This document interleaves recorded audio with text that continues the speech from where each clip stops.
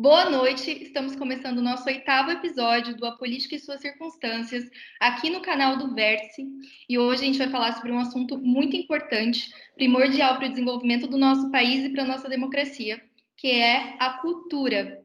Por isso, nós convidamos o Sérgio Saleitão, atual secretário do Estado de São Paulo da Cultura, para conversar com a gente sobre vários assuntos que estão aí no debate público. Temos aqui hoje também André Valeriano e Eric Balbinos. Tudo bem? Tudo bem, André? Tudo bem, Eric? Tudo bem, Sérgio? Tudo Tudo ótimo, bem. maravilha. Perfeito, boa noite a todos. Tudo Muito certo, obrigado boa noite pelo a todos. convite. Obrigada a você por ter aceitado participar. E eu vou começar perguntando sobre a sua trajetória. Você está atuando nessa área da cultura desde 2003, se eu não me engano.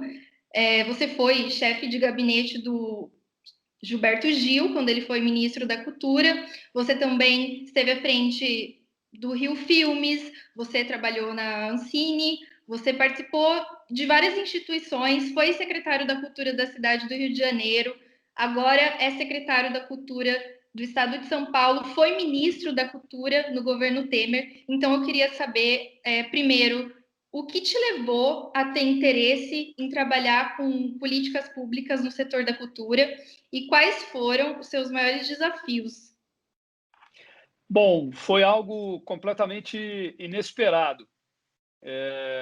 Eu trabalhei durante muitos anos com jornalismo, no Jornal do Brasil, na Folha de São Paulo, tive uma editora também de revistas, enfim. E eu acabei decidindo dar fazer uma guinada profissional, fazer uma mudança profissional, ali na virada de 1999 para 2000, e decidi, então, me associar a uma empresa de design, de comunicação, né? E também a uma produtora de conteúdos audiovisuais. E estava trabalhando com isso, também trabalhando na área de entretenimento, me dividindo entre esses três setores, e recebi esse convite ali no final de 2002 do Gilberto Gil, que havia sido indicado ministro da Cultura. Um convite do Gil você não recusa, né? Então, eu aceitei e depois eu pensei. E aí, quando eu vi, eu já estava em Brasília, trabalhando como chefe de gabinete dele, pela primeira vez, tendo essa experiência de trabalho na administração pública. Por sorte, eu havia feito, no início dos anos 90, uma pós-graduação aqui em São Paulo, na USP, na Escola de Governo da USP, justamente uma pós-graduação em políticas públicas, né? Então, essa formação me foi muito útil, algo que eu tinha feito mais por diletantismo e pensando até no meu trabalho como jornalista, né, para poder entender a gestão pública e tudo mais, acabou me sendo bastante útil, né? Eu lembro que quando eu fui para Brasília pela primeira vez, eu levei uma mala de roupas e uma mochila com as minhas apostilas e cadernos dessa pós, né? E aí eu revisitei tudo isso nas madrugadas de Brasília, enquanto tinha, durante o dia, a experiência prática. Mas a motivação foi, acho que a motivação de ajudar a transformar a realidade, a vida das pessoas, o Estado também, né? Eu sempre tive muito esse viés, né? Onde eu trabalhei, quer dizer, procurar fazer o Estado funcionar de maneira eficiente, eficaz, buscando resultados, com muita ênfase em gestão profissional, técnica, e com isso impactar positivamente as vidas das pessoas. Então, enfim, acho que é o que me move até hoje, apesar de tantas dificuldades, tantas adversidades, é justamente esse potencial de realização e de transformação que o trabalho na gestão pública tem. E os desafios? Quais foram as suas dificuldades? Os desafios são imensos, porque nós temos um Estado feito para não funcionar, né?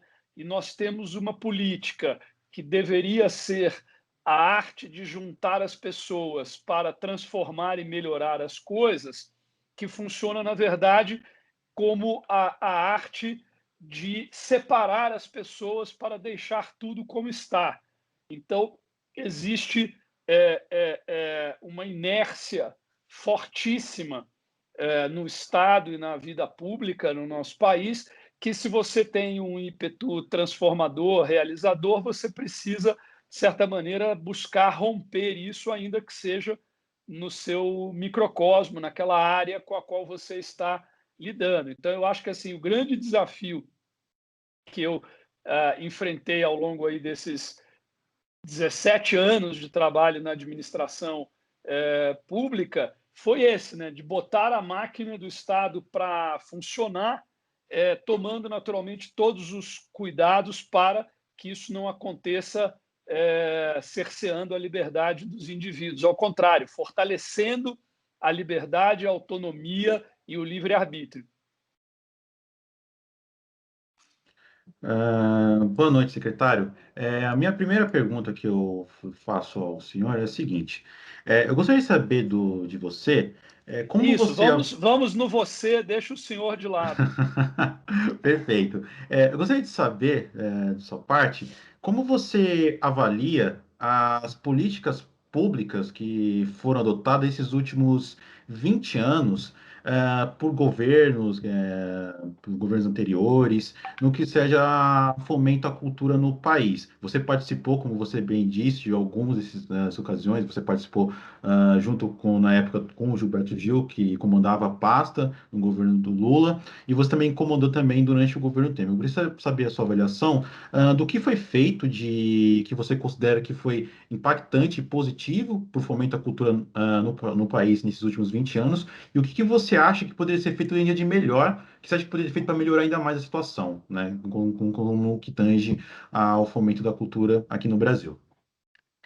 Bom, eu acho que no que diz respeito à política pública de cultura em âmbito federal, sem dúvida que nós avançamos muito, sobretudo a partir da década de 80, a partir do fim do regime militar e da retomada da democracia no nosso país.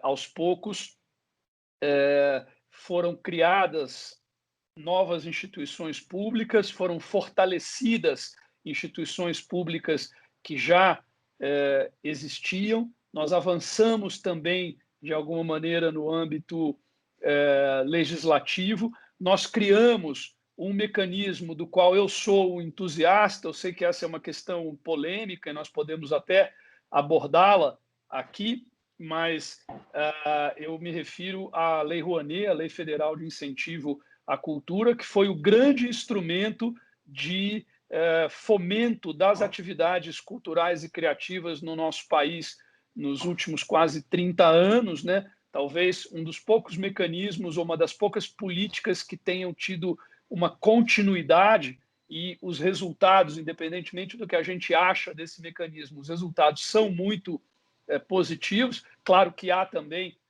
muitos problemas, mas, enfim, o que não está, o que está imune a problemas, né? O que está imune aos vícios e vicissitudes humanas. Mas, enfim, o fato é que a Lei Rouanet, na minha visão, representou um grande avanço. Acho que também tivemos muitos avanços nos governos do presidente Fernando Henrique Cardoso, depois também, sobretudo no primeiro governo do presidente Lula, na gestão do ministro Gilberto Gil, também avanços e conquistas importantes.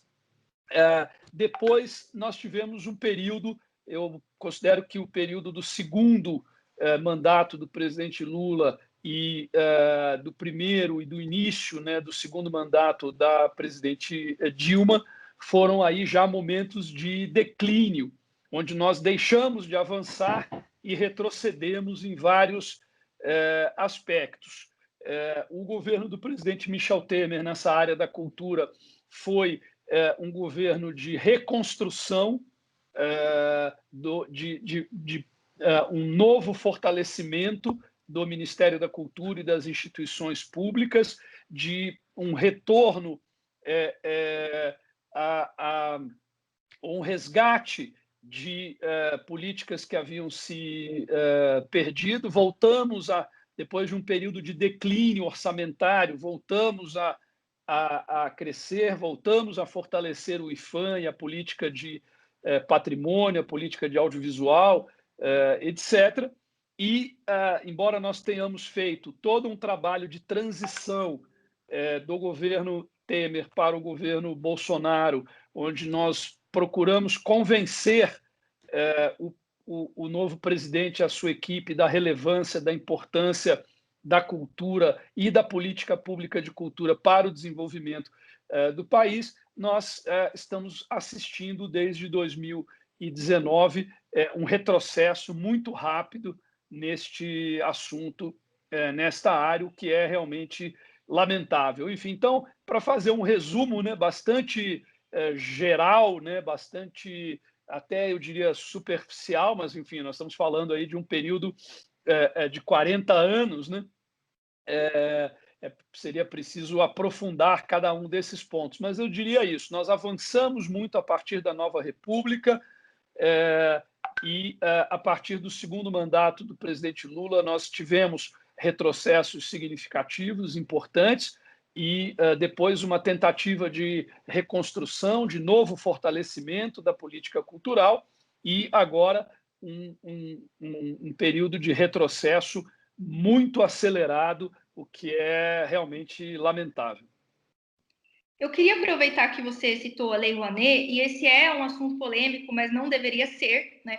Eu gostaria que você explicasse para o público a importância de mecanismos como a Rouanet, porque hoje existe um sentimento difuso, né, na população de que quando utilizam incentivos à cultura ou editais, esse dinheiro seria retirado de outras áreas. Eu vi um internauta comentando esses dias assim que o dinheiro da Rouanet deveria estar sendo aplicado no SUS. Então, é muito confuso até para a população entender tanto como funciona, né, a Lei Rouanet, como a importância dela para a economia do país. Então, eu gostaria que você desse essa esclarecida, né, sobre o funcionamento da Rouanet e como esse incentivo volta para os cofres públicos.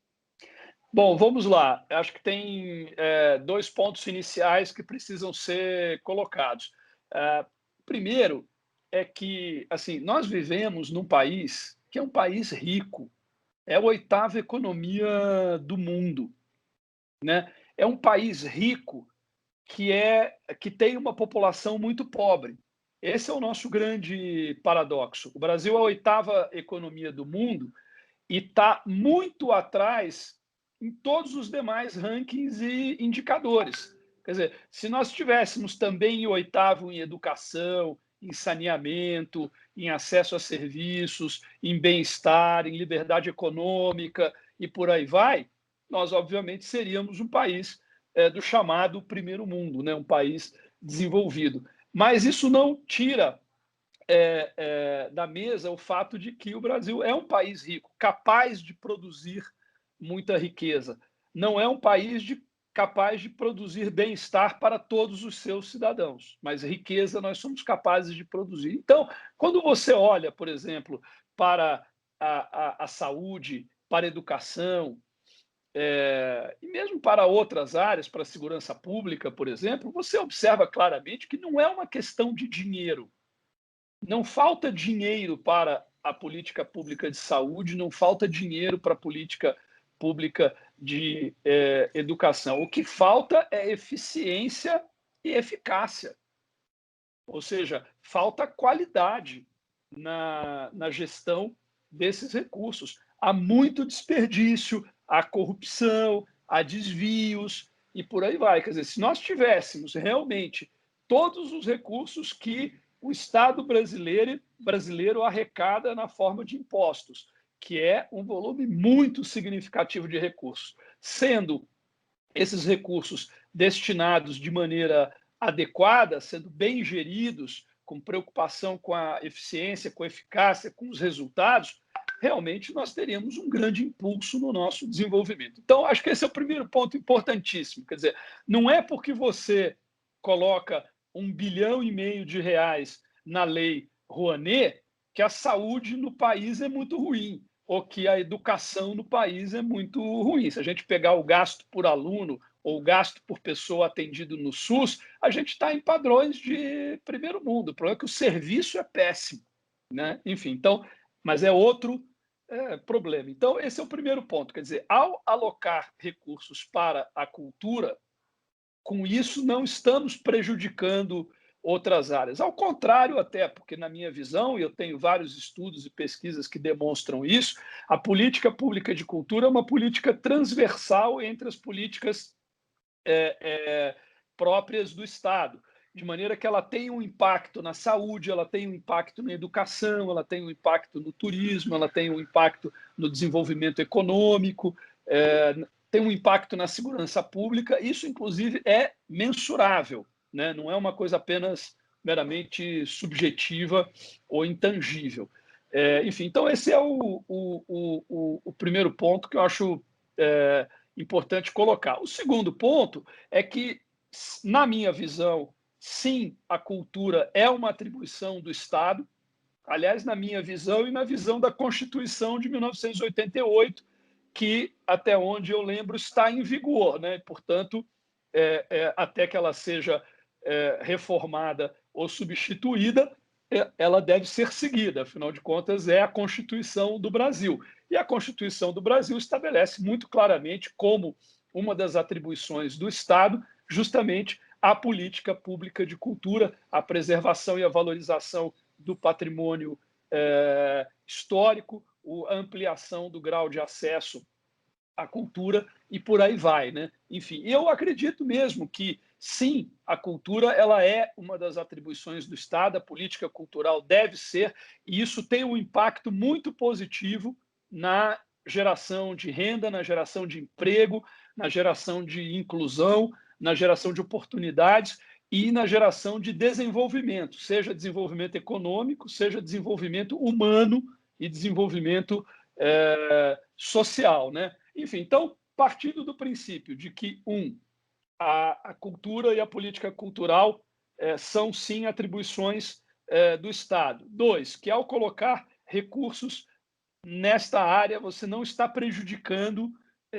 as demais. E que, 3, é uma política que tem impactos muito positivos sobre a população, em vários aspectos, em vários níveis, em várias áreas.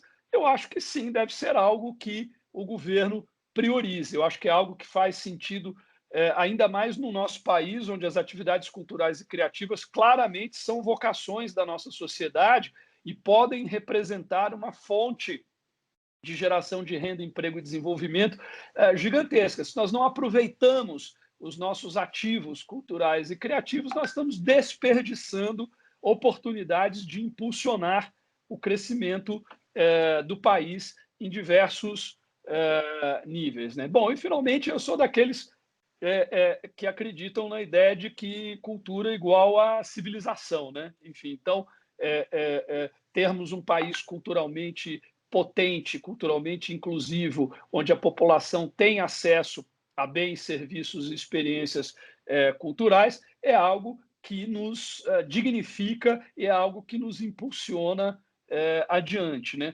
Portanto, eu acho que, considerando todos esses aspectos, o investimento em cultura é algo que faz muito sentido aqui no nosso país e pode produzir resultados muito expressivos. Agora, precisa ter gestão, precisa ter rigor, precisa ter zelo, precisa ter mensuração de resultados, precisa, eu insisto, ter foco em eficiência, eficácia, busca de resultados, gestão, enfim, claro, tudo isso para que a gente possa maximizar os recursos e obter os melhores resultados possíveis. Perfeito. Boa noite, secretário. Na esteira dessa sua última fala, Em 2012, eu acho que foi 2012, aconteceu em Porto Alegre um encontro de gestores públicos de cultura no âmbito da Unesco, e ali foi assinado a Agenda 21 da Cultura, justamente porque se entende que cultura, ela traz o desenvolvimento cultural, ele traz também desenvolvimento humano, fomenta negócios sustentáveis para as sociedades. E ali naquele evento, os governos locais assinaram uma carta de intenções. Dentre estas intenções, havia uma muito espinhosa, que diz respeito à reserva de pelo menos 1% da receita destes governos para a gestão cultural, para o fomento de cultura e todas as atividades relacionadas. E o senhor, inclusive, atuou no governo Temer em um momento em que foi necessário para o governo segurar, né, as contas públicas, né, os gastos públicos. Gerou muita controvérsia também. Eu gostaria que você discorresse para nós como foi conciliar estas duas necessidades, porque a necessidade de cultura, do fomento, ela traz inclusão, traz muitos benefícios, porém nós temos também as contas públicas, essa necessidade de equilíbrio, né? Não, sem dúvida. Agora, quando você tem um projeto claro, né, quando você tem gente capacitada, quando você tem foco em gestão, em busca de eficiência, de eficácia, de resultados, você maximiza muito os recursos disponíveis, né? Ou seja, você faz mais com menos. Então, assim, é possível potencializar os resultados mesmo sem necessariamente elevar investimentos.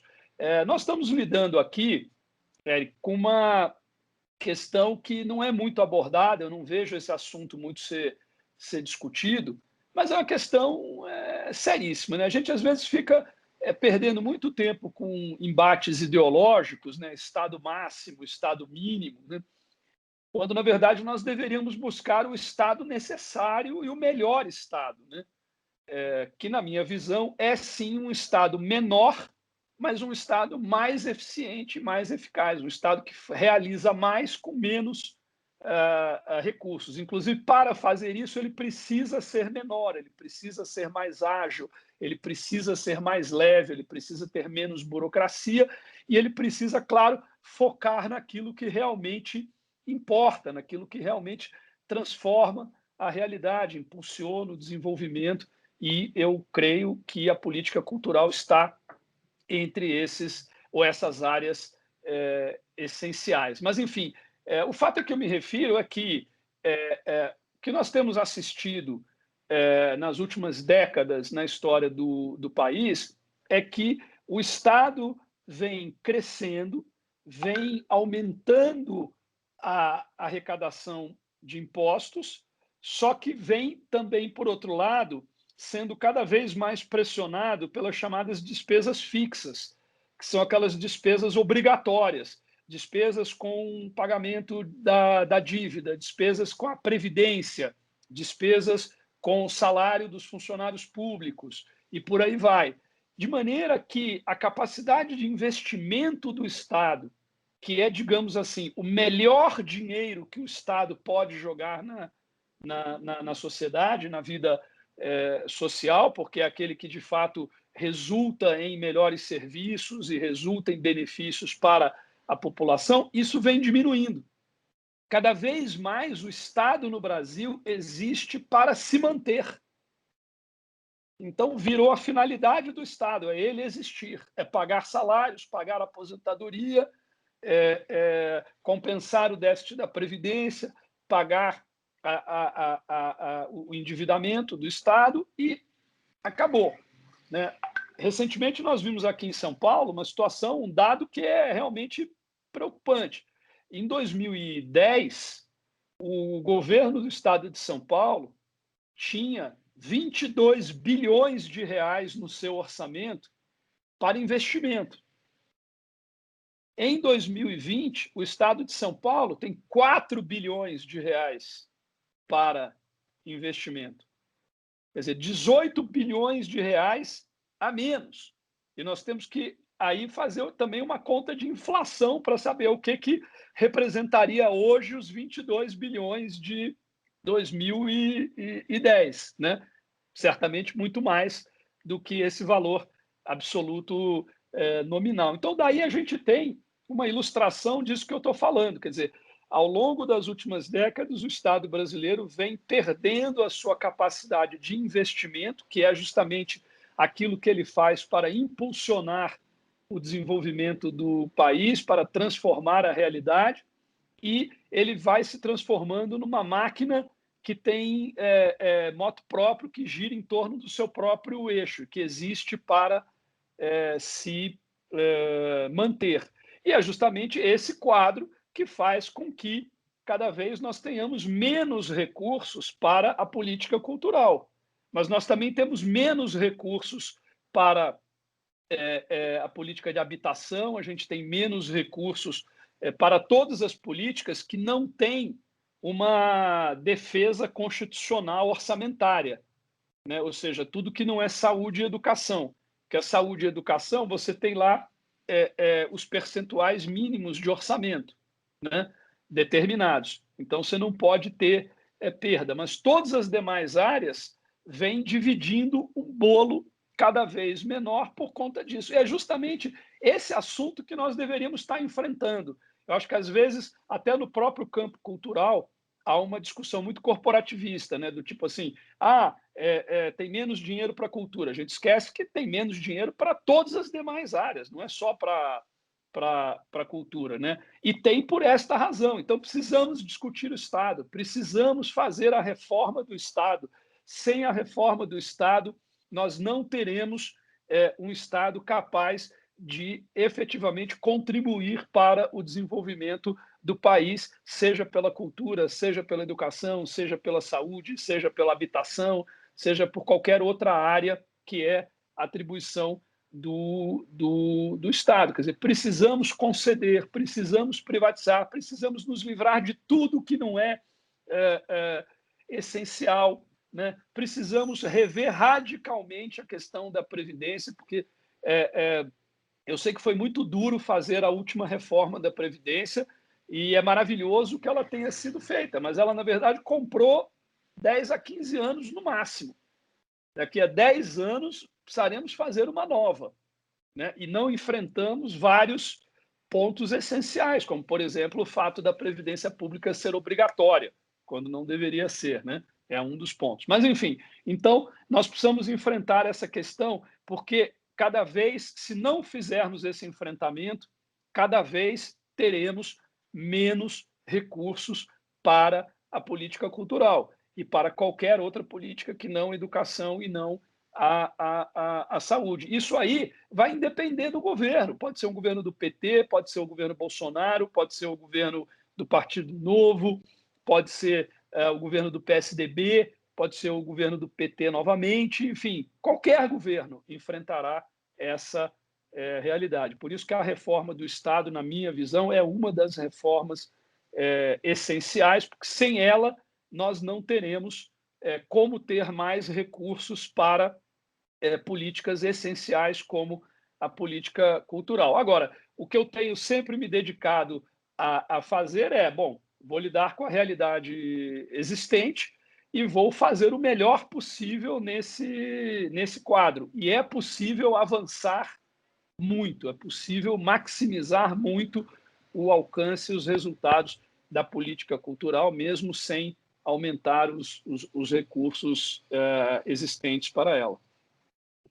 Perfeito. Eu tenho uma pergunta que é do Silvio Ribeiro. O Silvio é um diretor roteirista de teatro e ele trabalha com editais e ele mandou uma pergunta para você que é a seguinte: sobre a alta burocratização dos editais. Ele apontou que muitos artistas locais, pequenos artistas, artesãos e tal, eles têm dificuldade, né? Às vezes, artistas de origem mais humilde têm certa dificuldade de lidar com os editais, com a formulação dos editais, e acabam sendo excluídos, não conseguem ter acesso a isso. Então, tem alguma iniciativa, existe algum debate sobre desburocratização de editais culturais? Olha, o Silvio tem toda a razão, e é impressionante como muita gente não consegue enxergar que talvez o maior agente produtor de desigualdade no nosso país seja o Estado, por meio das suas políticas e, sobretudo, por meio desse excesso de burocracia que nós temos. E é óbvio que a burocracia é uma barreira. É claro que uma empresa grande ou uma empresa média tem como contratar uma assessoria jurídica, uma assessoria contábil, uma assessoria estratégica, uma assessoria de conteúdo para poder participar de licitações, editais, chamadas públicas. Agora, é óbvio que o pequeno produtor, o pequeno artista, a pequena empresa tem dificuldades imensas de lidar com esse leviatã burocrático que é o Estado brasileiro. Nós temos um exemplo radical no campo da política cultural. Uma das iniciativas mais interessantes da gestão do ministro Gilberto Gil no primeiro mandato do ex-presidente Lula foi justamente a chamada cultura viva, né? A política de fomento a pontos de cultura, quer dizer, a identificação de pequenos grupos coletivos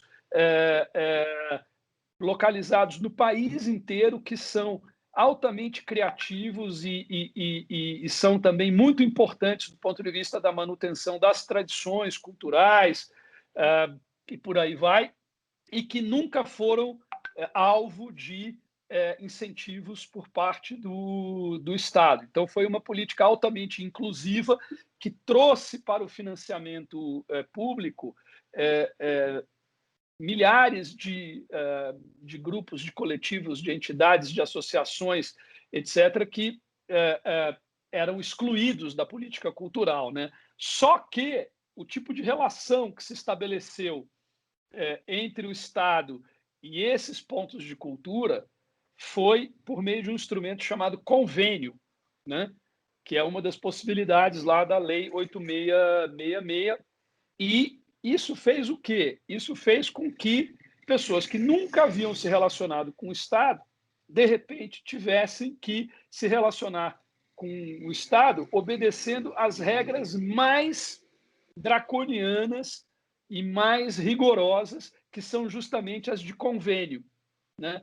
Resultado disso é que milhares de grupos foram para a ilegalidade, porque simplesmente não conseguiram atender a todas as exigências do Estado, e o que em tese, né, foi feito como algo nobre, positivo e muito bem intencionado, acabou, em muitos casos, tendo um efeito reverso, né?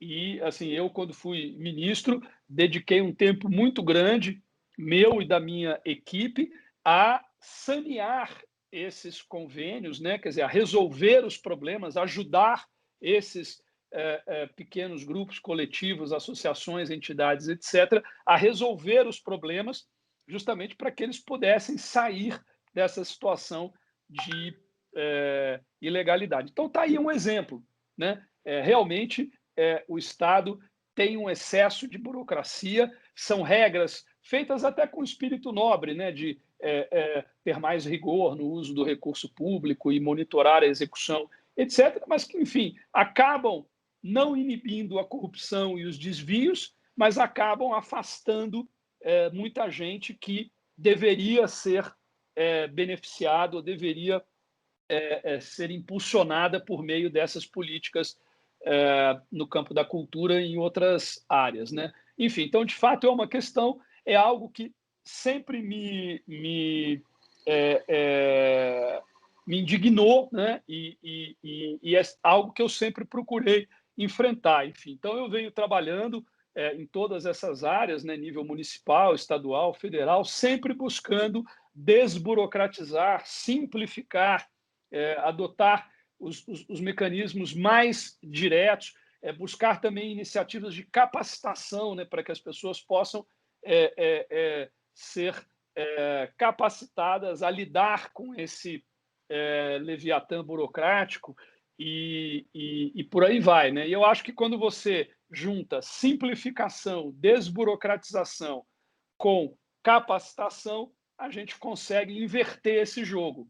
E aí, em vez de produzir desigualdade, você passa a produzir inclusão, você passa a produzir igualdade. Então, para dar um exemplo mínimo, aqui no nosso PROAC, né, nós diminuímos em 1/4, quer dizer, para 1/4, o tamanho dos regulamentos dos editais. Diminuímos barbaramente as exigências, sem nenhuma perda de rigor, sem nenhuma perda de controle do ponto de vista do bom uso dos recursos, mas reduzimos um monte de coisa completamente inútil, que só servia para afastar muitos artistas e muitos produtores que não conseguiam lidar com isso. Então, é possível, é possível. Agora, de novo, fundamental uma reforma do Estado. Né? E na reforma do Estado, também uma reforma da legislação que versa sobre a relação do Estado com a sociedade. Se não tivermos isso, esse esforço todo de desburocratização, de simplificação, que é vital, chega uma hora que você esbarra numa barreira intransponível. Quer dizer, a primeira obrigação de todo e qualquer servidor público é cumprir a lei. Então, assim, eu vou, e sempre faço isso, eu vou ao extremo, né? Mas chega uma hora que eu não posso fazer. Então, assim, se a lei manda que eu exija alguma coisa, eu tenho que exigir isso. E aí não tem muito por onde escapar. Mas, enfim, eu acho que mesmo dentro do quadro atual, é perfeitamente possível, em âmbito federal, em âmbito estadual, em âmbito municipal, a gente simplificar e desburocratizar muito os instrumentos de política pública. Agora, dá muito trabalho. Então, assim, precisa realmente ter ânimo, ter disposição. Você vai enfrentar, como acontece comigo diariamente, um monte de gente que vai te dizer não, não pode, não dá. E aí, quando você estressa, você descobre que dá. Dá sim, é possível. Mas, enfim, dá muito trabalho, exige muita disposição, né? E agora, eu acho que faz parte daquilo que eu falei antes, né? Desse impulso de transformação. A gente não vai transformar a realidade, a gente não vai mudar as coisas para melhor se a gente não fizer uma reforma do Estado, se a gente não desburocratizar, não simplificar, não resolver de outras maneiras essa relação entre o Estado e a sociedade. Senão nós seremos agentes produtores de desigualdade e não o inverso. Perfeito, Sérgio. Pegando o gancho nesta pergunta da Fran, passou uma moto aqui. Pegando o gancho na pergunta da Fran, tem a questão também da economia criativa, que é um conceito novo no âmbito do desenvolvimento humano e que, ao longo das últimas 2 décadas, pelo menos, aliás, 3 décadas, né, foi acolhido pelas instituições brasileiras e, mais recentemente, né, porque o ritmo institucional é mais lento, né, do que da iniciativa privada, surgiram algumas propostas para implementar políticas relacionadas a este novo conceito. Eu gostaria que você discorresse a respeito dele, como tem sido o trabalho aqui em São Paulo, que, inclusive, a secretaria que você ocupa leva este conceito no nome, né? Exatamente. Essa foi uma decisão do governador João Dória, quando ele me convidou para ser secretário, logo depois da eleição de 2018. Eu ainda era ministro. Nós tivemos uma longa conversa, e nessa conversa ele me falou que ele tinha esse desejo, quer dizer, de conectar a política cultural com a política de desenvolvimento do Estado, esse desejo de que nós incorporássemos a visão, a missão e as diretrizes da secretaria, essa dimensão econômica da política cultural e das atividades culturais e criativas, que é algo que faz todo o sentido quando a gente observa os números e percebe que aqui em São Paulo as atividades culturais e criativas geram 3,9% do PIB do Estado, 1,5 milhão de postos de trabalho. A gente está falando aí de uma geração de riqueza ano da ordem de 78 bilhões de reais, algo que, além de tudo, influencia e impacta positivamente outras áreas, outras cadeias produtivas, né? Por exemplo, a indústria de eletroeletrônicos, né? Por que as pessoas compram televisões? Né? Para ter acesso a conteúdos, né? Esses conteúdos são produtos e experiências da economia criativa, né? Para citar um exemplo. Mas, enfim, as teles e por aí vai, quer dizer, grande parte do que você faz com um computador e com um celular e o seu uso de internet tem a ver com economia criativa. A maior parte das pessoas, quer dizer, as pessoas usam a maior parte do seu consumo de internet para assistir vídeos online. Esses vídeos são produtos da economia criativa, né? Enfim, então é algo realmente muito relevante, muito significativo, e quando isso está dentro do projeto de desenvolvimento, esse projeto de desenvolvimento vai mais longe, né? Ele alcança mais pessoas e produz resultados melhores, né? Como eu disse, é algo que faz muito sentido aqui no Brasil. Enfim, então foi uma decisão do governador que eu obviamente apoiei, porque é basicamente com essa dimensão que eu venho trabalhando ao longo de toda essa minha trajetória na administração pública. Eu cuidava muito disso lá na gestão do Gilberto Gil e depois em todos os demais lugares nos quais eu trabalhei, né? Essa conexão entre cultura e desenvolvimento, essa dimensão econômica das atividades culturais e criativas, e é algo que agora está no DNA da secretaria, foi totalmente incorporado, né?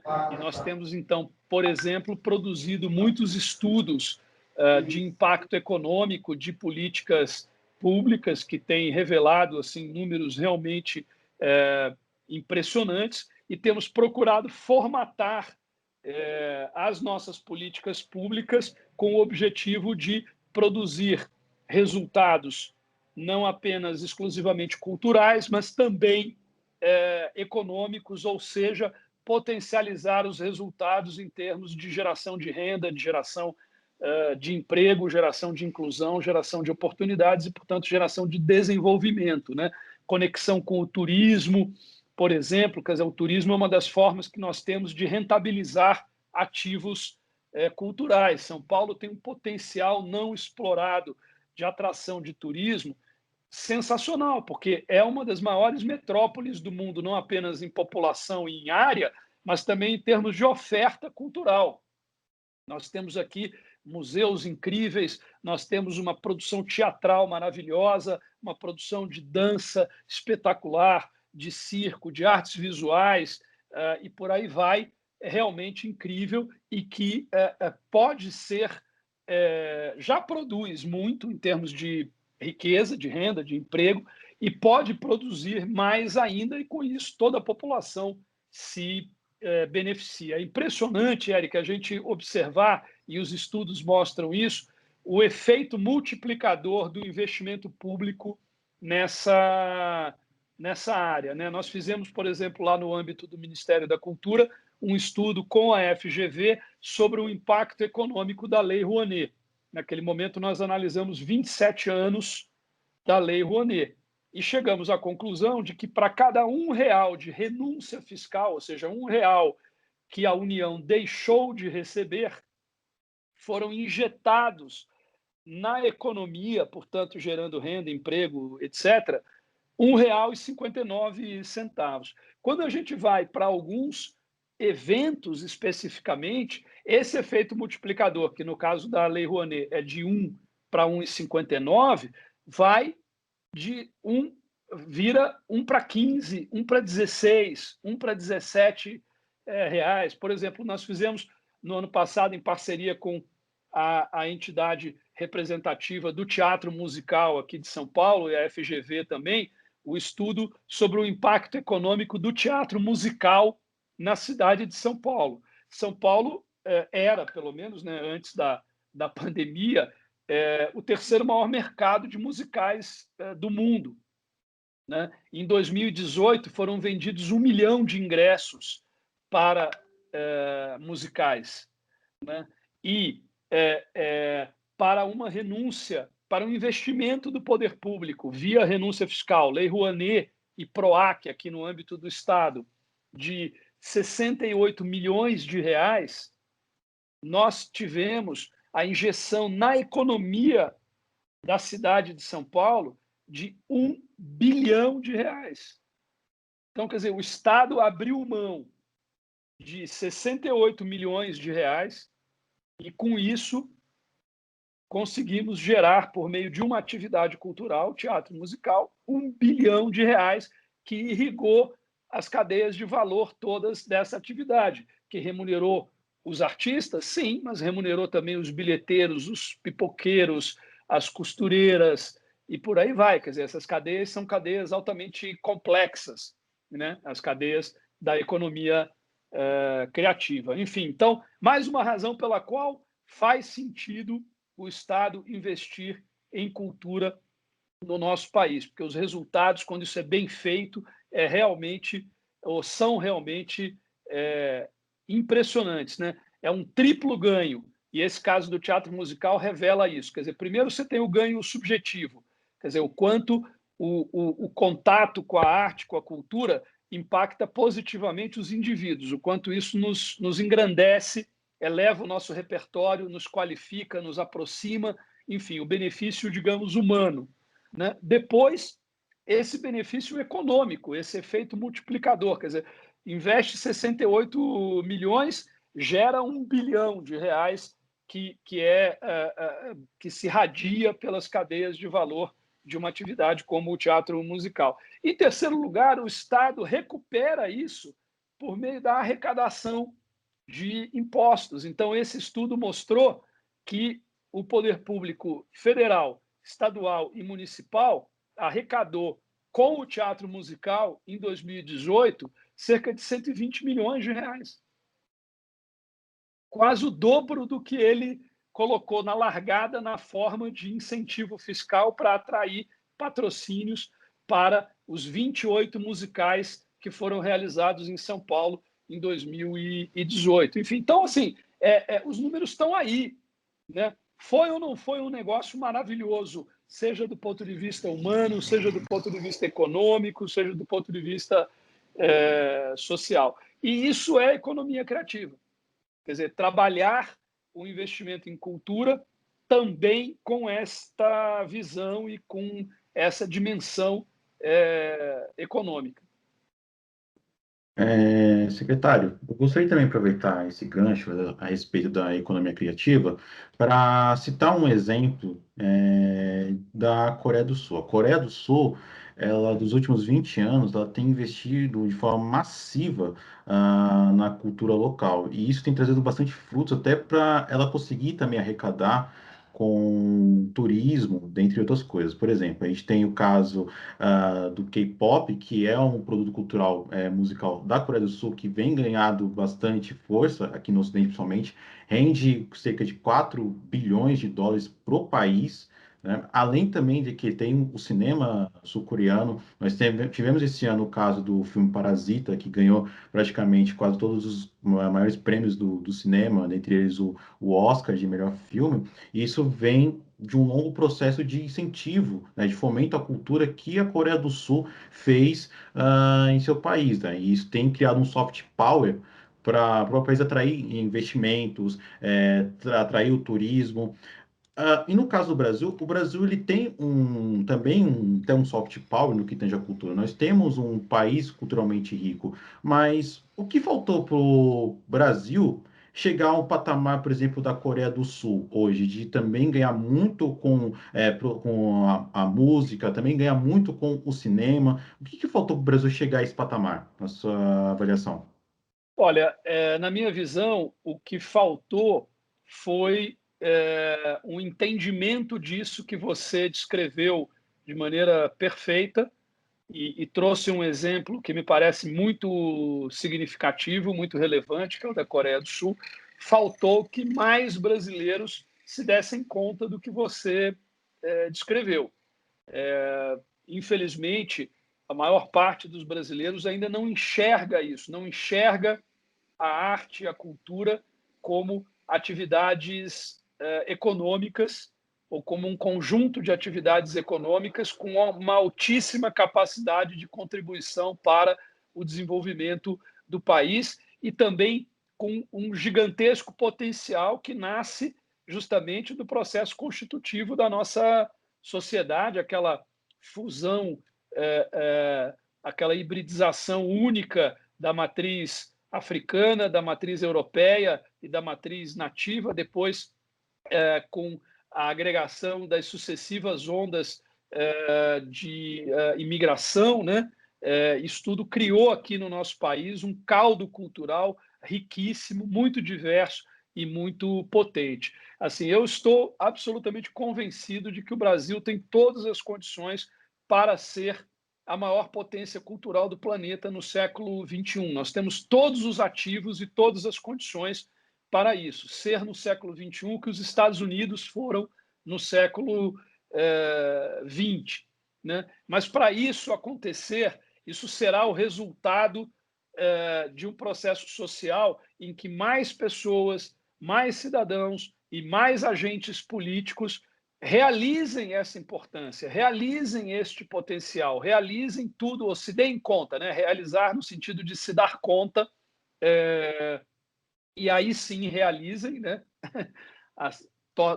Tornem realidade o que a nossa cultura pode ser, o que os nossos ativos culturais podem ser. Para isso se tornar realidade, é preciso, primeiro, ter a percepção deste potencial, desta riqueza, desta relevância, e, em segundo lugar, estabelecer um processo contínuo e permanente de investimento e com esta visão de conexão entre cultura e desenvolvimento, ou seja, buscar no investimento cultural aquilo que efetivamente pode contribuir para o desenvolvimento do país na forma de geração de renda, emprego, inclusão, oportunidades e desenvolvimento. Enfim, um plano consistente para isso, né? Que, por exemplo, também aborde a questão da incidência de impostos sobre essas atividades. Quer dizer, os impostos hoje são fatores impeditivos ao desenvolvimento, a questão das relações trabalhistas, quer dizer, a CLT é completamente inadequada, considerando os modos de produção da área da arte e da cultura, são muitas vezes um impedimento para desenvolvimento. Nós temos um atraso gigantesco na questão da propriedade intelectual e dos direitos autorais, e todo dia tem um projeto novo no Congresso flexibilizando direitos autorais, né? E os direitos autorais são uma das maneiras pelas quais nós podemos rentabilizar os ativos culturais que nós dispomos, ou seja, as criações das pessoas, né?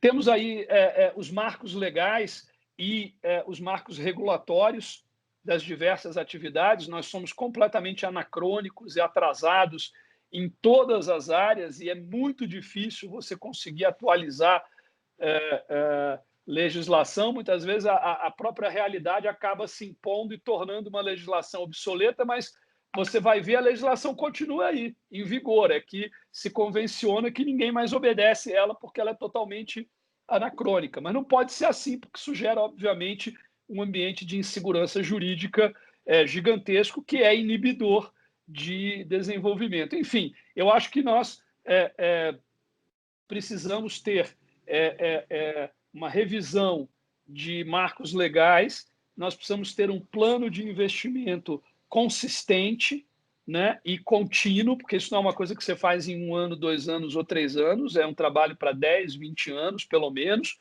de investimento contínuo, né? Agora, isso só irá acontecer, só irá se tornar realidade quando mais pessoas no Brasil enxergarem tudo isso que você descreveu. Quer dizer, todo o potencial que nós temos nessa área, toda a capacidade de contribuição das atividades culturais e criativas para a geração de renda, emprego e desenvolvimento. Essa questão do soft power, que é uma dimensão realmente incrível. O fato também, por exemplo, de ser uma economia limpa e, portanto, sustentável do ponto de vista ambiental. O fato de ser um conjunto de atividades com altíssima capacidade de agregação de valor, né? E por aí vai. Quando mais pessoas se derem conta disso, aí nós criaremos as condições para que tenhamos políticas capazes de fazer com que o Brasil se torne a maior potência cultural e criativa do século XXI. As condições estão aí, o potencial está aí. E agora a gente tem um desafio maior, né? Porque nós estamos em tempos de bolsonarismo. E por isso eu gostaria já de perguntar para você como você tem visto, né, a atuação do governo federal em relação às políticas públicas da cultura, a atuação do Mário Frias. Eu não sei se você chegou a ver que o Mário Frias, esses dias atrás, ele tentou interferir até na indicação da Academia Brasileira de Cinema a uma vaga Oscar, né, na categoria ali de melhor filme internacional. Ele chegou a dar um ultimato para a Academia Brasileira de Cinema, dizendo que o filme tinha que estar alinhado aos interesses do governo, uma coisa que não faz o menor sentido, né? Então, a gente vê que desde o Arte, Mário Frias, são pessoas que estão jogando contra a cultura. Então, é um desafio muito grande nesse momento fazer com que as pessoas entendam, né, os benefícios da cultura, não só para o país em geral, mas também para a economia, quando a gente tem secretários que estão atuando contra a cultura. É muito complicado. Esse caso, Fran, esse caso que você mencionou, ele é exemplar, né? É impressionante como um governo que se diz liberal quer estatizar a indicação de um filme ao Oscar, né? Na verdade, essa indicação ela era, até 2017, feita de fato pelo governo brasileiro, porque o governo brasileiro era o ente credenciado pela Academia de Artes e Ciências Cinematográficas de Hollywood. Quando eu assumi o ministério, essa foi uma das questões que eu observei, e aquilo me pareceu algo totalmente anacrônico, né?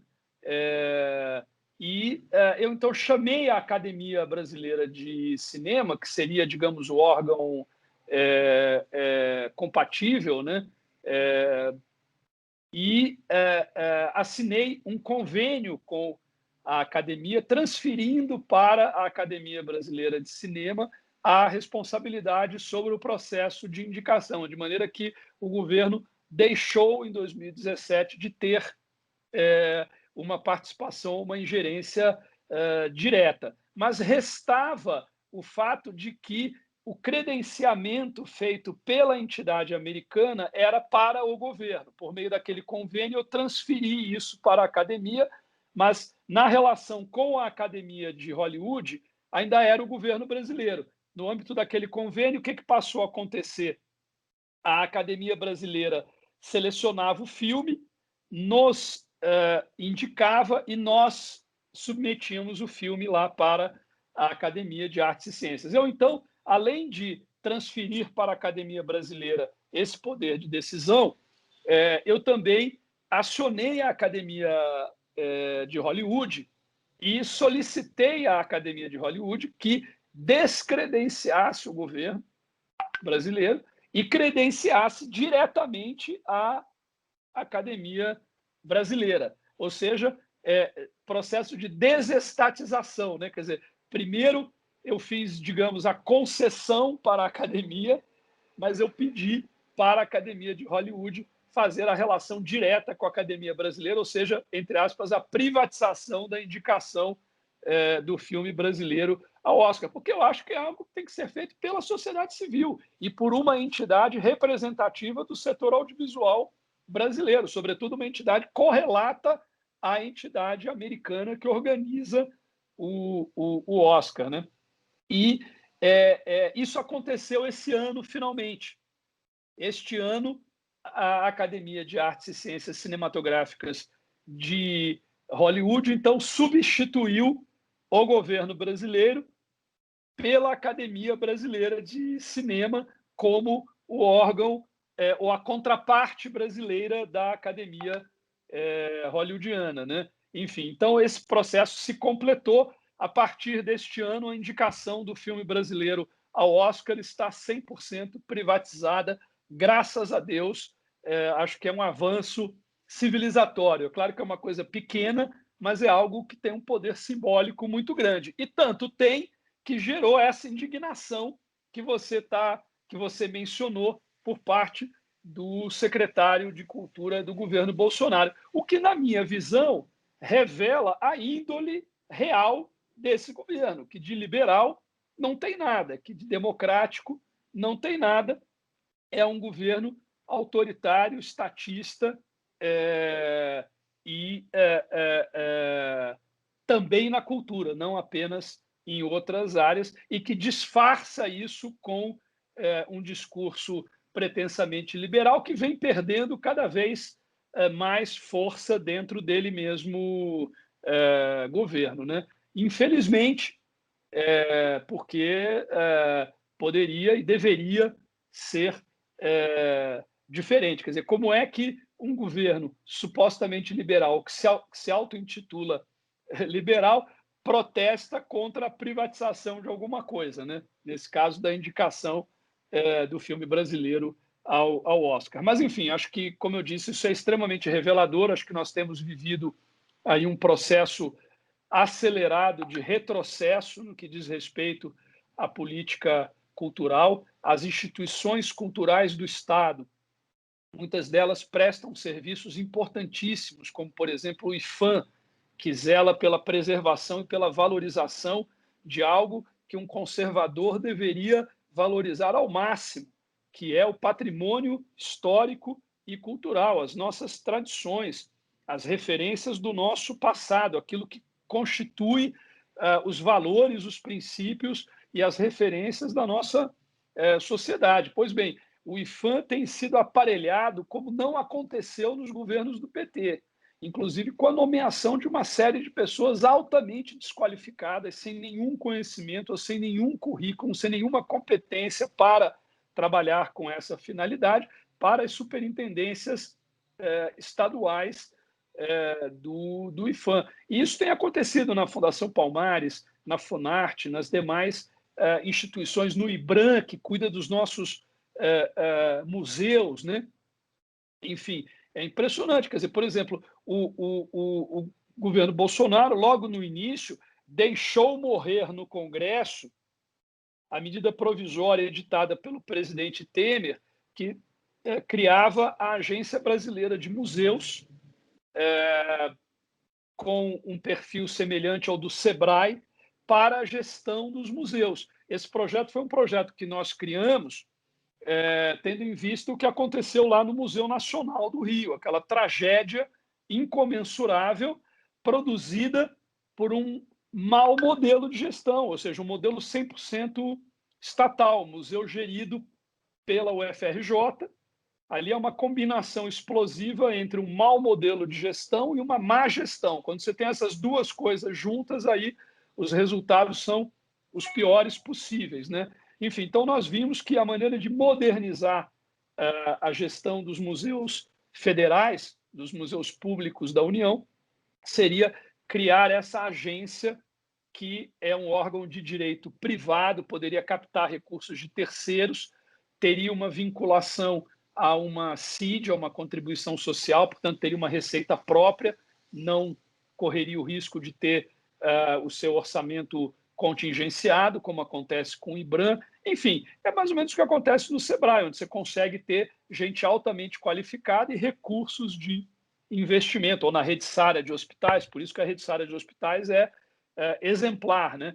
Enfim, por causa do modelo dela, que é justamente esse que nós queríamos adotar para essa agência de museus. Pois bem, o governo Bolsonaro deixou essa MP morrer no Congresso e manteve o modelo 100% estatal e agora está aparelhando o IBRAM, nomeando gente desqualificada para cuidar de algo tão importante quanto o Museu Imperial de Petrópolis ou o Museu Nacional de Belas Artes, enfim, o Museu de Ouro Preto, entre outros museus, né? Enfim, então é um período realmente de trevas, não apenas enfim, na educação, em outras áreas, também na cultura.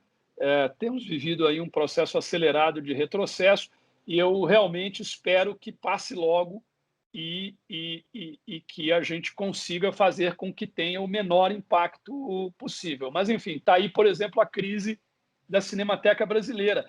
Como é que um governo que se diz liberal não consegue conviver com uma organização social fazendo a gestão de um equipamento público? É óbvio que o modelo de gestão por organização social é um avanço em relação ao modelo 100% estatal.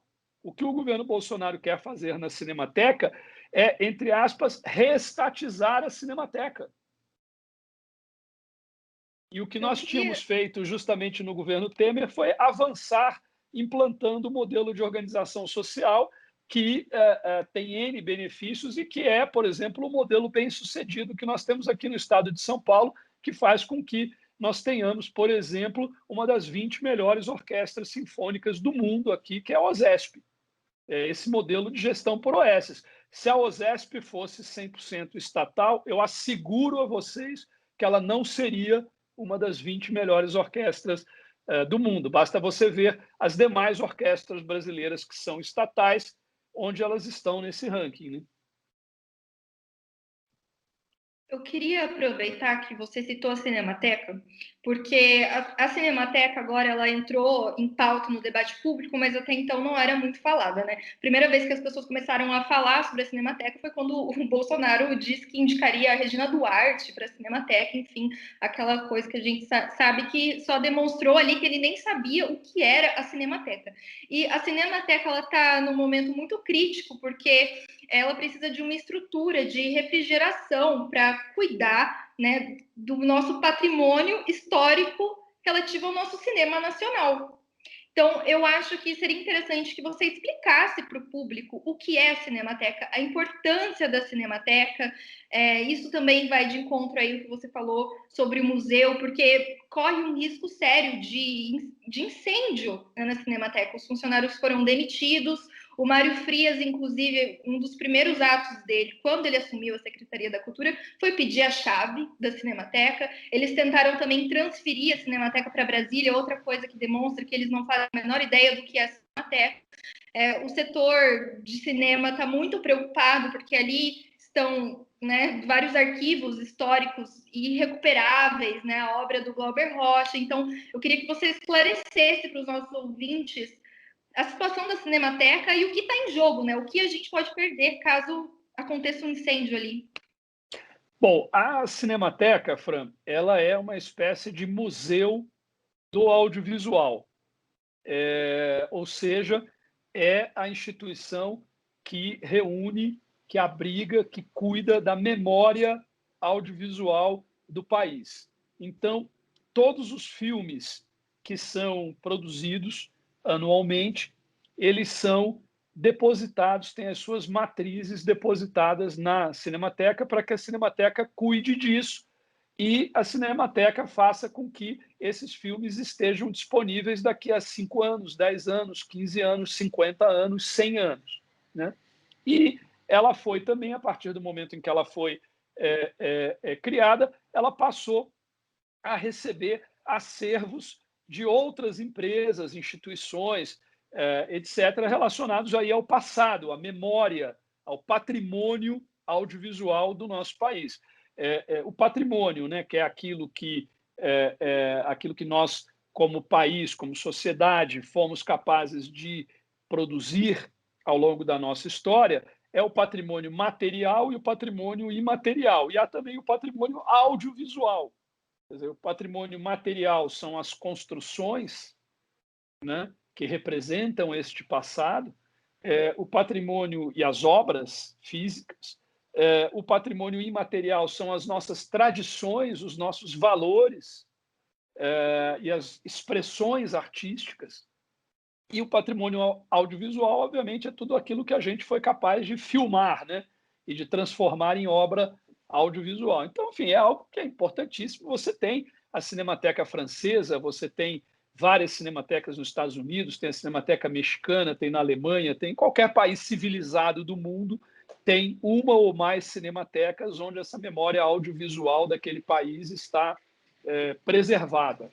E isso, obviamente, é um grande ativo, até porque esses filmes, eles não estão só ali parados, não. Eles estão vivos, eles podem ser rentabilizados, eles são ativos, não é apenas pelo lado cultural, da memória, o que por si só já seria significativo. É porque toda hora você precisa de uma imagem do passado, toda hora você precisa mostrar alguma coisa que aconteceu, e aí as emissoras de televisão, as produtoras audiovisuais, elas recorrem à Cinemateca e vão lá buscar as imagens para mostrar,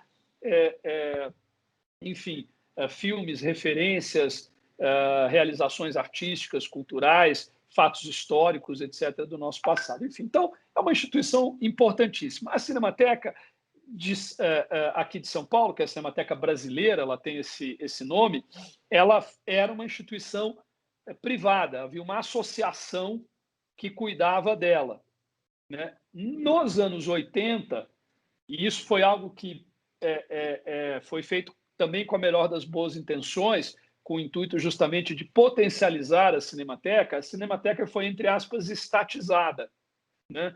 Foi feito um convênio dessa associação com a União, que transferiu a Cinemateca para a União e estabeleceu lá várias regras e vários objetivos e várias obrigações para o governo federal. Aliás, entre essas obrigações, a obrigação de a Cinemateca permanecer em São Paulo. Portanto, do ponto de vista legal, a Cinemateca não pode sair de São Paulo, porque senão vai significar a quebra desse contrato com a associação e, em tese, a associação poderá retomar a Cinemateca, porque essa associação existe até hoje. Mas, na época, nos anos 80, isso foi visto com bons olhos com todos, e o Estado, o governo federal, portanto, representando o Estado, assumiu a gestão da Cinemateca e se comprometeu a ampliar a Cinemateca, a investir na Cinemateca, a arcar com as despesas da Cinemateca e por aí vai.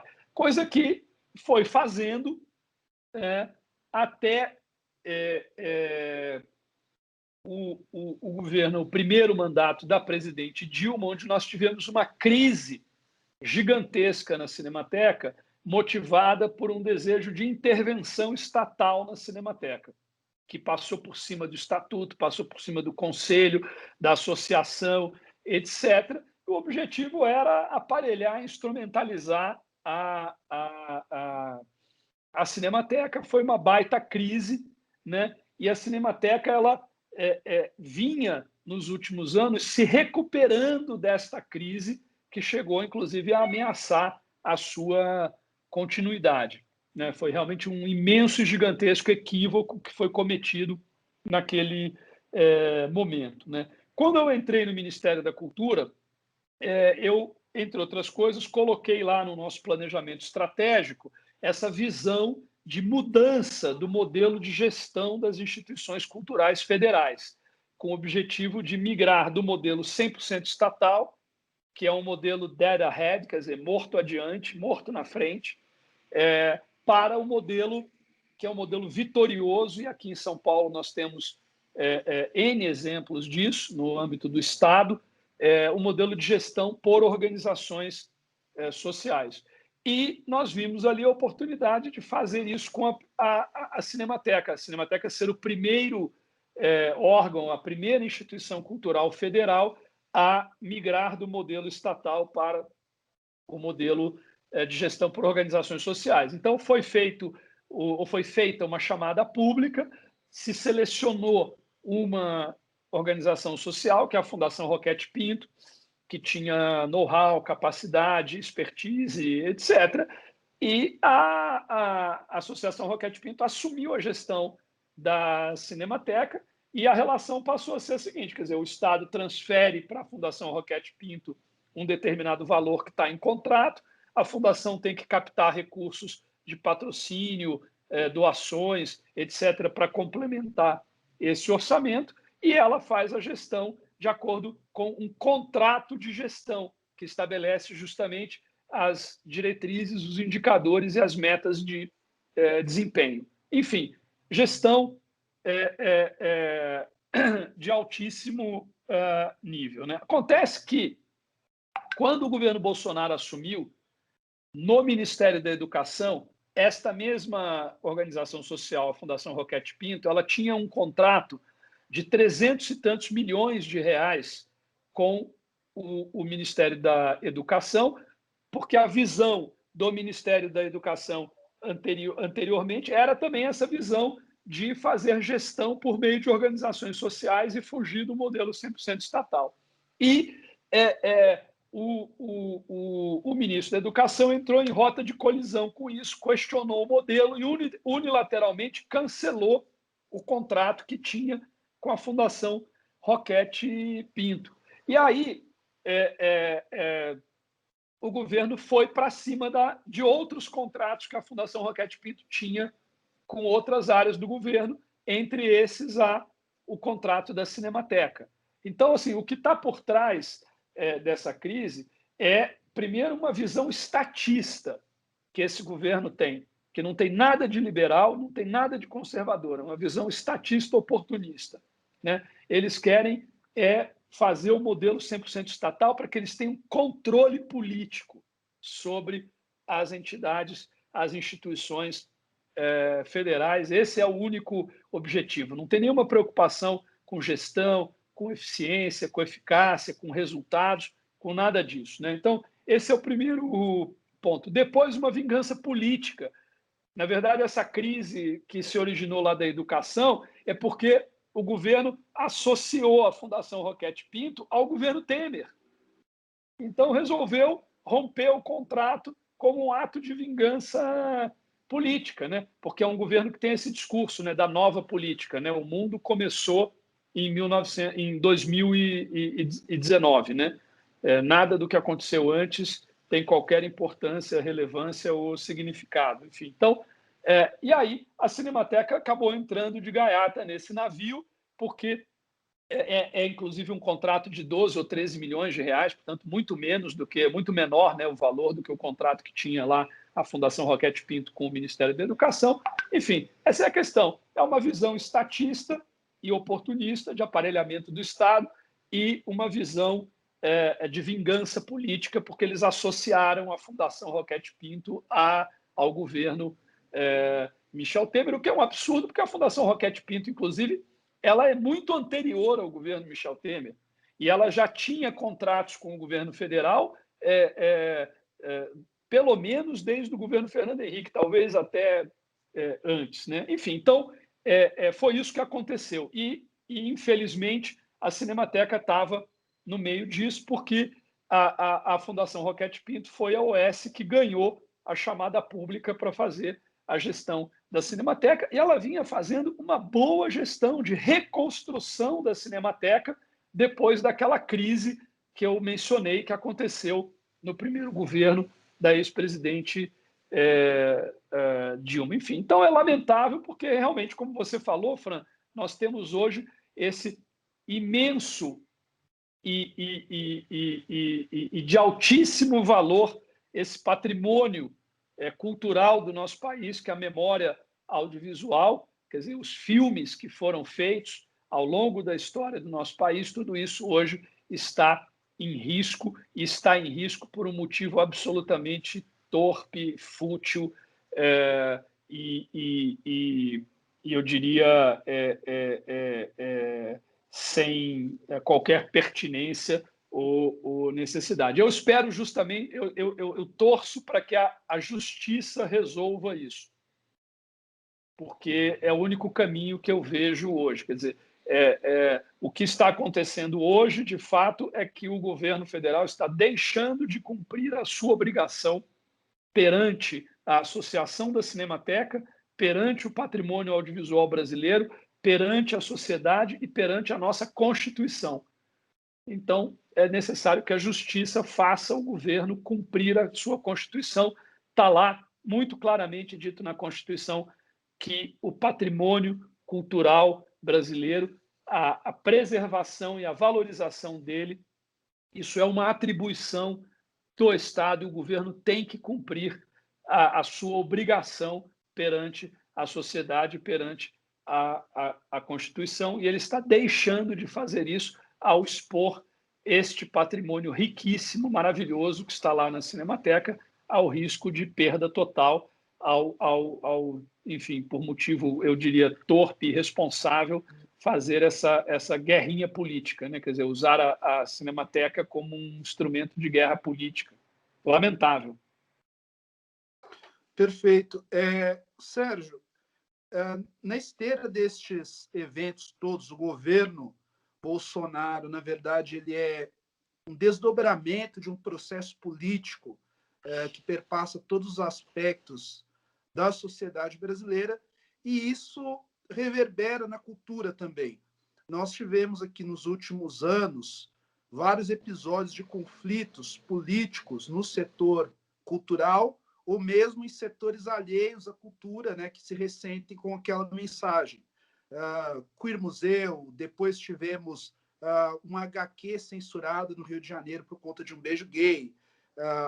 Patrulhamento também é uma outra forma de patrulhamento ideológico na Flip, pelo menos em 2 edições recentes da Flip, homenagens vetadas, e mais recentemente até uma lei aprovada, se não me engano, em primeira instância na Assembleia Legislativa do Distrito Federal, que proíbe, né, ou cria embaraços para exposições com nudez ou que atinjam de alguma forma a suscetibilidade dos religiosos.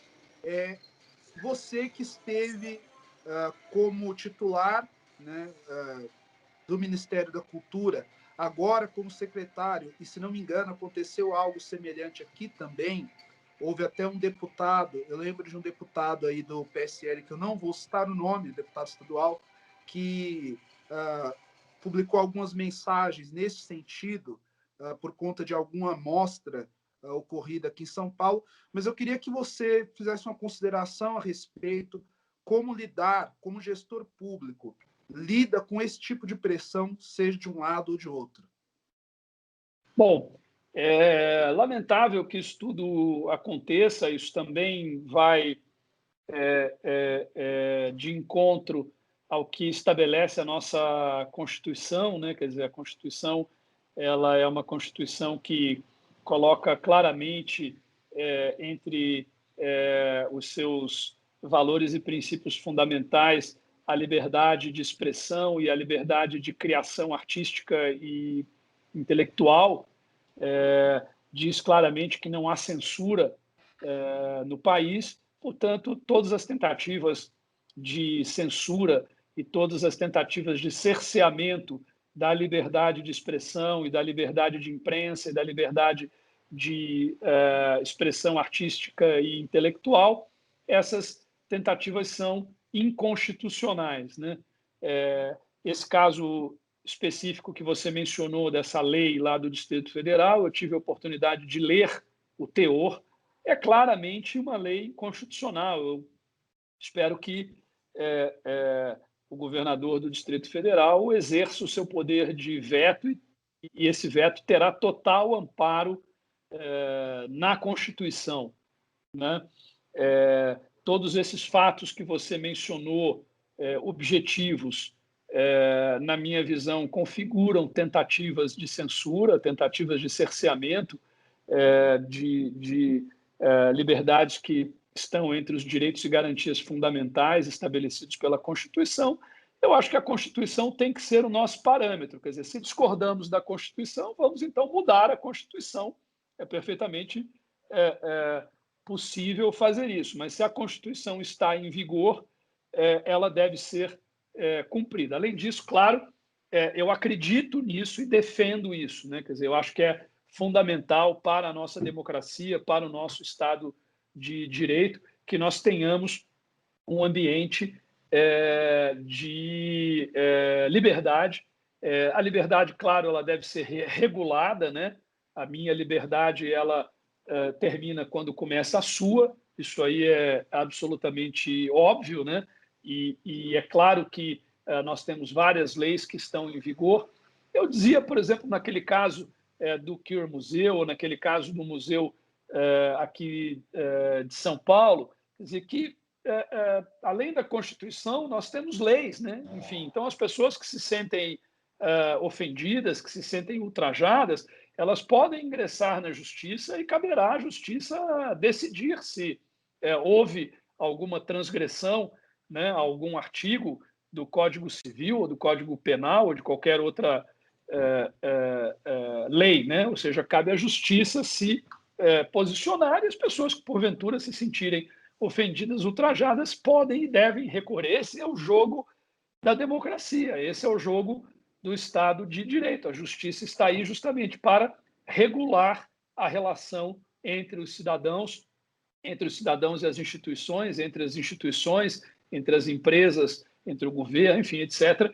Para isso que nós temos a Constituição e temos as leis e temos a justiça, né? E assim funciona a vida numa democracia e num Estado de Direito. Agora, na minha visão, para que um país floresça, para que uma sociedade floresça, para que a cultura e a arte de um país floresçam, nós precisamos ter um ambiente de respeito às liberdades fundamentais, aos direitos e às garantias fundamentais dos indivíduos, né? E certamente entre essas liberdades, entre esses direitos e garantias fundamentais estão, melhor dizendo, a liberdade de expressão, a liberdade de criação artística e intelectual, né? Se algum crime for cometido durante o exercício desta liberdade, nós temos leis que punem esses crimes e nós temos uma justiça que está aí justamente para isso. Portanto, nós não precisamos temer. Eu acho que nós precisamos crescer como sociedade, quer dizer, nós precisamos ter uma sociedade adulta. Uma sociedade adulta lida com as diferenças. Não somos todos iguais. Ao contrário, né?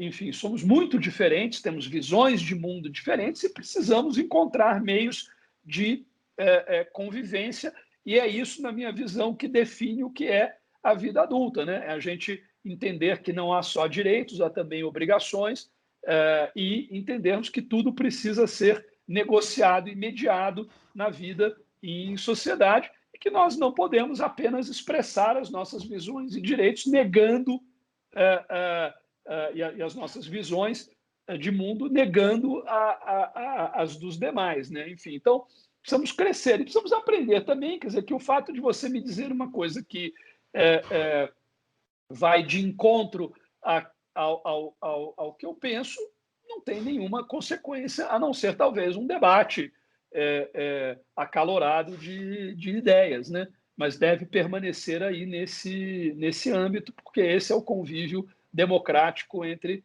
cidadãos adultos e responsáveis. Enfim, eu acho que tudo isso que vem acontecendo talvez tenha a ver com o fato de que nós ainda estamos na infância da nossa democracia e nós estamos também na infância da democracia como um valor da sociedade e dos indivíduos. Então, nós estamos aprendendo a lidar com isso e aprendendo agora num contexto muito específico de transformações aceleradas, em que nós temos uma coisa chamada redes sociais que impactam muito isso de diversas maneiras. Obviamente, esse é um assunto para uma live integral, né, ou para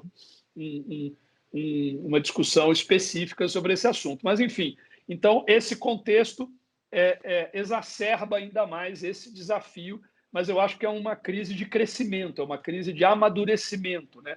Nós precisamos superar essas infantilidades autoritárias, esses arroubos autocráticos, para constituir uma sociedade cada vez mais democrática, cada vez mais livre, cada vez mais tolerante, cada vez mais aberta à diversidade e à pluralidade.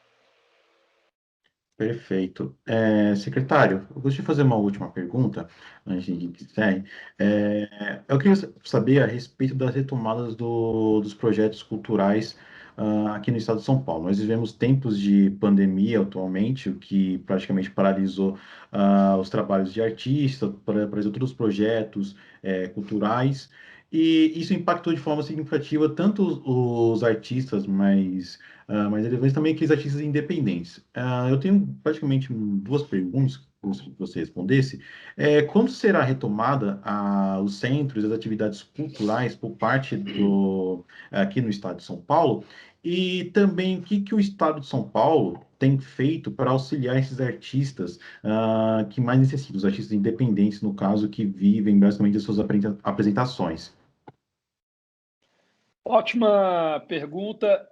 Acho importante dizer que o setor cultural e criativo é um dos mais atingidos pela crise gerada pela pandemia do novo coronavírus.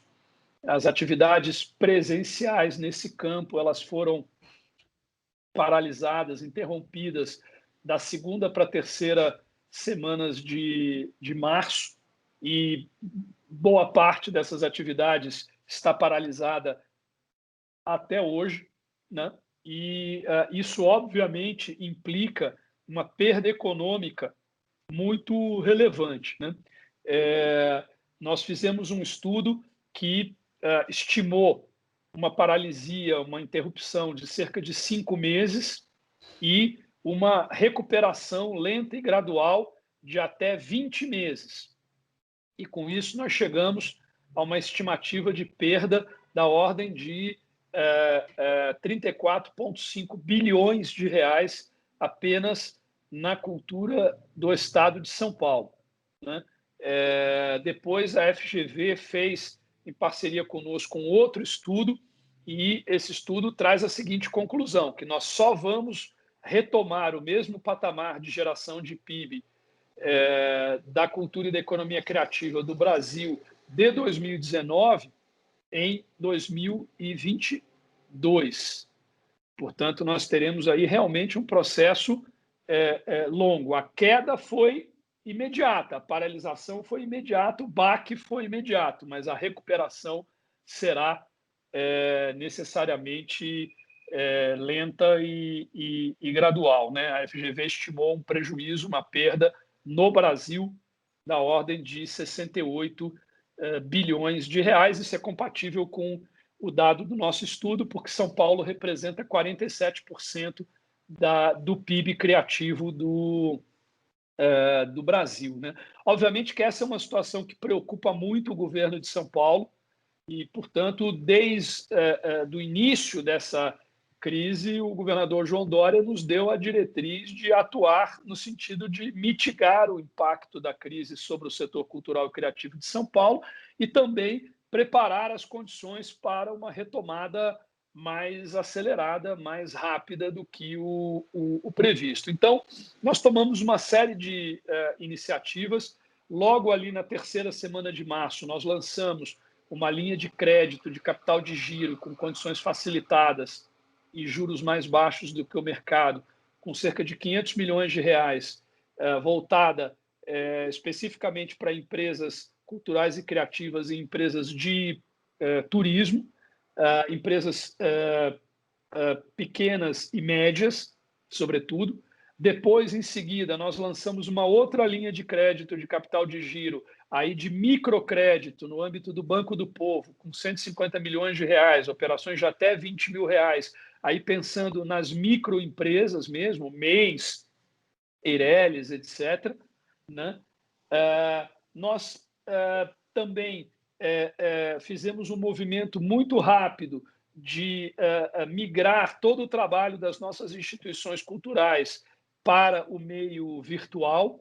Então, nós suspendemos as atividades da Pinacoteca de São Paulo, do Museu de Arte Sacra, das oficinas culturais, das fábricas de cultura, do Projeto Guri, enfim, da OSESP, da SP Companhia de Dança, etc. Nós temos no ecossistema cultural, né, do Estado cerca de 60 instituições culturais altamente relevantes.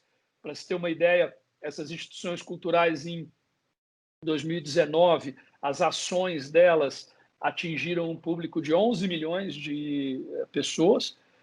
Enfim, então, nós migramos o trabalho do presencial para o online, criamos uma plataforma chamada Cultura em Casa, onde nós passamos a disponibilizar conteúdos dessas instituições e passamos a licenciar também conteúdos de artistas e produtores independentes. Então, a plataforma, ela, de um lado, é um meio de ampliação do acesso da população a conteúdos culturais de qualidade, e de outro é também um reforço à difusão cultural e à geração de renda para artistas e produtores independentes.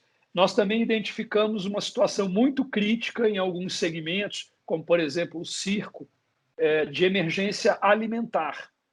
Então, nós criamos um programa Alimento Solidário que distribuiu, ao todo, 14 mil cestas básicas para profissionais em situação de emergência alimentar, ou seja, pessoas passando fome, literalmente, durante, enfim, 4 meses, 3.500 cestas por mês, cada cesta dessas, dando conta das necessidades alimentares de 4 pessoas. Fizemos isso em abril, maio, junho e julho. E, finalmente, no início de julho, nós lançamos 3 programas de fomento: o PROAC Expresso ICMS, o PROAC Expresso Editais e o Juntos pela Cultura.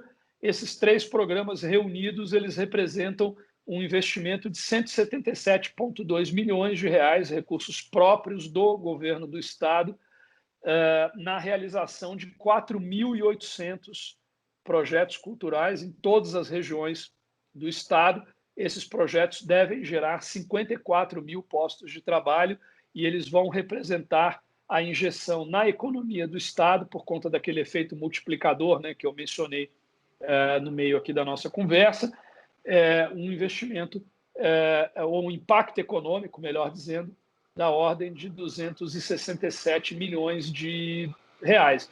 É, de longe, o maior investimento em cultura que o Estado brasileiro está fazendo este ano. E, como eu falei, o objetivo, de um lado, é mitigar o impacto da crise e, de outro, criar condições para que essa retomada seja mais acelerada, seja um pouco mais rápida do que o previsto. Mas, olha, a crise é brutal, é devastadora, é gigantesca e, obviamente, nós não temos capacidade de compensar uma perda de 34,5 bilhões de reais, né? Mas estamos fazendo o possível justamente porque entendemos a importância, a relevância do setor cultural e criativo e também o impacto que este setor tem na economia, na geração de renda, emprego e desenvolvimento. Nós estamos fazendo um grande esforço para elevar o investimento do Estado. Então, é um investimento recorde. Realmente estamos conseguindo colocar mais recursos do que colocamos ano passado no fomento à cultura. E agora nós estamos nos preparando para receber e destinar os recursos da Lei 14.017/20, a chamada Lei Aldir Blanc, que são recursos federais que serão destinados aos estados e aos municípios para investimento em cultura em 3 eixos: uma renda básica para trabalhadores da cultura que não recebem aquela ajuda emergencial do governo federal, que está em vigor, um subsídio a espaços culturais que tiveram que interromper as suas atividades por conta da crise gerada pela pandemia, e, finalmente, editais, chamadas públicas e prêmios, que são, digamos, o componente mais estruturante dessa lei, né? Essa lei foi uma conquista importantíssima. Esses recursos estavam parados no Fundo Nacional de Cultura e agora serão destinados efetivamente ao fomento cultural. Nós ainda não recebemos esses recursos, né? A lei foi aprovada, foi sancionada pelo presidente. Semana passada saiu o decreto de regulamentação. Esse decreto trouxe vários problemas que estão agora sendo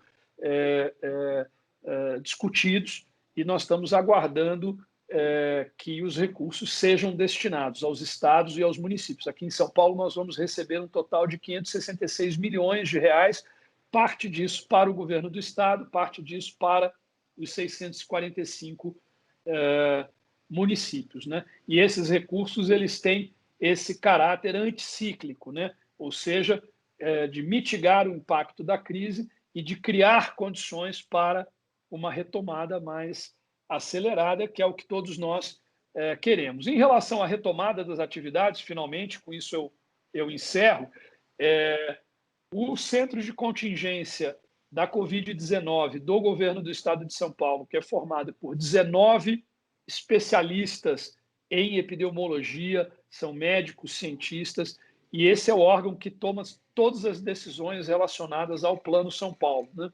Que é o plano de enfrentamento da pandemia e de retomada gradual das atividades econômicas e sociais. Pois bem, o Centro de Contingência do Estado recomendou que as atividades culturais e criativas podem voltar com total segurança a partir do momento em que cada município do Estado está há 4 semanas na fase amarela do Plano São Paulo, desde que, claro, sejam adotados os protocolos recomendados pelo Centro de Contingência. Esses protocolos foram todos publicados. Então, nós temos protocolos para teatros, para cinemas, para produção de filmes, para produção de espetáculos, para museus, para galerias, para centros culturais, para bibliotecas, etc. Tem protocolos para todas essas atividades, até para eventos, né? E, então, essa foi a determinação do governo do Estado. Na capital, a prefeitura teve outro entendimento e resolveu esperar que a capital entre na fase verde do Plano São Paulo. Mas há municípios que adotaram o entendimento do Estado. Então, por exemplo, na quinta-feira da semana passada, nós reabrimos um dos museus mais importantes do Estado de São Paulo, que é o Museu do Café, que fica em Santos. Ele foi reaberto, teve 850 visitantes entre quinta e domingo, e adotamos lá todas as medidas recomendadas pelo Centro de Contingência da Covid-19, medidas essas que fazem com que a experiência de ir ao museu seja uma experiência totalmente segura, todo mundo de máscara, medição de temperatura na porta, distanciamento de 1,5 metro entre as pessoas, apenas 40% da ocupação do espaço, as visitas têm que ser feitas mediante agendamento e por aí vai, né? Higienização permanente de tudo, disponibilização de álcool gel, acompanhamento dos funcionários, exames nos funcionários e em suas famílias e por aí vai. Enfim, então, com a adoção desses protocolos, dessas medidas de prevenção, é perfeitamente seguro, neste momento, irmos a um museu, irmos a um cinema, irmos a um teatro. Agora, depende de cada prefeitura seguir ou não as recomendações do Estado e estabelecer em que momento as atividades podem voltar. Aqui na capital, portanto, voltarão quando a capital entrar na fase verde, o que deve acontecer em meados de setembro. Em outras cidades, na fase amarela, seguindo as recomendações do Estado, nós vamos, por exemplo, essa semana reabrir o Museu Felícia Lerner, que fica em Campos do Jordão, também com autorização da prefeitura, seguindo os protocolos e por aí vai. Agora, é fundamental que a gente retome essas atividades logo, quer dizer, inicie este processo. Ele será necessariamente um processo, como eu falei, lento, gradual, porque as pessoas precisarão ter confiança. Então, não quer dizer que você reabrir um cinema, no dia seguinte tem uma multidão na porta. Não vai ser assim, né? Vai ser um processo lento e gradual, mas ele precisa começar, né? Quanto mais cedo começar, mais cedo nós chegaremos nesse momento de retomar o patamar de 2019. E é importante dizer que, reabrindo na fase amarela, nós estamos em total sintonia com o que acontece nos demais países, nos Estados Unidos, na França, na Alemanha, no Reino Unido, enfim, os melhores exemplos internacionais. Bom, chegamos ao final do nosso podcast. Quero agradecer aos ouvintes que nos acompanharam até o final. Eu acredito que foi muito esclarecedor, foi muito importante, porque em tempos de obscurantismo, pandemia, desmonte, de tudo que já foi feito em benefício à cultura, a gente precisa sim falar sobre cultura, defender o setor cultural, entender a necessidade dele, não é somente um dever nosso esclarecer isso para o público, mas eu acredito que é uma obrigação de todos nós fazer essa defesa. Então, muito obrigado, Sérgio, pelo seu tempo, esclarecendo todas essas questões para o nosso público. Obrigado por participar, obrigado, Eric, obrigado, André. Agora eu deixo para vocês se despedirem e se tiverem alguma consideração, fiquem à vontade. Primeiro convidado, né? Muito bem. Então, olha, eu quero agradecer a vocês aí pela oportunidade. Acho que foi uma conversa muito bacana, as perguntas foram todas ótimas, acho que abordamos temas muito relevantes, muito pertinentes, a despeito aí de todos os problemas, né, que nós temos em nível federal, a questão da pandemia. Eu acho que nós vamos sair desta crise atual fortalecidos, enquanto sociedade, enquanto país, e também no que diz respeito ao setor cultural e criativo. Acho que nós temos sempre que buscar o lado positivo das coisas, ou pelo menos as oportunidades que as crises geram, né? E penso que sairemos ainda mais potentes, ainda mais relevantes, ainda mais dinâmicos, né?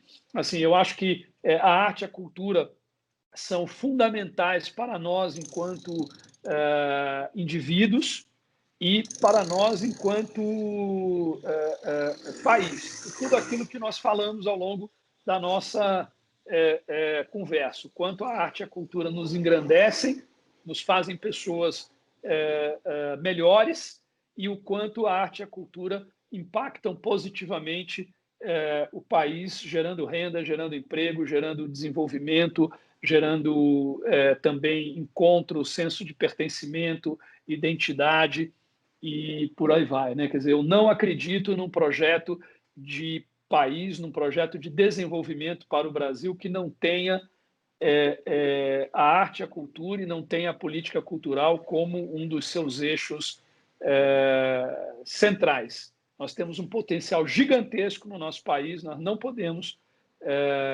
desperdiçar. Foi ótimo conversar com vocês sobre isso e parabéns pelo podcast. Bom, quero agradecer aqui ao Sérgio, foi uma conversa muito boa, certamente será muito útil aos nossos seguidores, e agradecer aqui os meus colegas aqui de Vértice. Até a próxima oportunidade, certamente com outro convidado à altura deste que inaugurou essa série de entrevistas. É isso, muito obrigado. Agradeço a presença do secretário Sérgio Leitão. É sempre bom ouvir gente especializada, gente que trabalhou com cultura, até para trazer informação para as pessoas que não conhecem, ou que têm curiosidade de aprender mais sobre como funciona o setor da cultura no país. Sem dúvida alguma, foi uma entrevista muito esclarecedora. Eu acredito que os nossos ouvintes, telespectadores, vão aproveitar muitas informações que foram ditas aqui, até para também aprender e também se informar mais a respeito de como funciona a cultura no Brasil. Agradeço muito a participação do secretário, agradeço também a participação da Francine, do Eric, e nos vemos numa próxima, né? Agradeço todo mundo, agradeço você que nos ouviu, que nos viu, e é isso. Obrigado e até a próxima. Todo mundo. Então, vamos lá, gente. Obrigada a todo mundo. Tô zoando. Mas é isso. Vamos encerrar por aqui. Até a semana que vem. Siga o Vértice nas redes sociais, @RedeVértice no Twitter, no Instagram. Nosso podcast está disponível no Spotify e essa conversa também estará disponível no nosso canal do YouTube. É isso. Até a próxima. Evoé. Valeu!